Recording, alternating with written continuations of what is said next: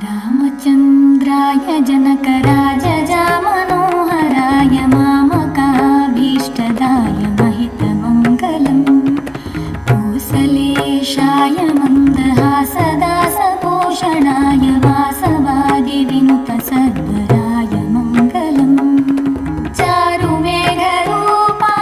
चन्दनादिचर्चिताय हारकटकशोभिताय भूरिमङ्गलम् ललितरत्नकुण्डलाय तुलसीवनमालिकाय जलजसदृशदेहाय चारुमङ्गलम् देवकीसुपुत्राय देवदेवोत्तमाय भावजा गुरुवराय भव्यमङ्गलम् पुण्डरीकाक्षाय पूर्णचन्द्रवदनाय अण्डजावाहनाय अतुलमङ्गलम् विमलरूपाय विविधवेदान्तवेद्याय सुमुखचित्तकामिताय शुभ